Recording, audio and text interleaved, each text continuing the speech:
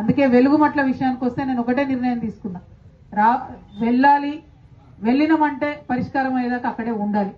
అందుకోసమే ఇక్కడికి వచ్చినాం.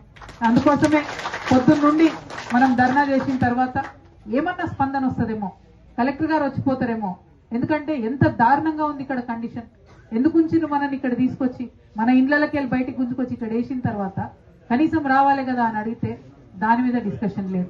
సరే, రోడ్డు మీద మీరు ధర్నా చేస్తున్నారు, డిస్టర్బెన్స్ అవుతుంది, మొత్తం అంతా ట్రాఫిక్ ఆగిపోయింది, పక్కన హాస్పిటల్ ఉన్నాయని పోలీసు వాళ్ళు చెప్పింది. అందుకే ఏమన్నామంటే ఇదే అంబేద్కర్ భవనంలో కూర్చుంటాం. ఎక్కడైతే బాధితులను తీసుకొచ్చి ప్రభుత్వం పెట్టిందో ఇక్కడనే కూర్చుంటాం. ఇది రోడ్డుకి ఇవతల ఉంది, ఎవరికి డిస్టర్బెన్స్ ఉండదు, ట్రాఫిక్ ప్రాబ్లం ఉండదు.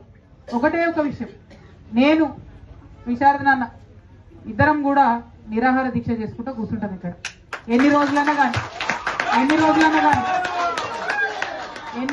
కానీ ప్రభుత్వం దిగి రావాలి.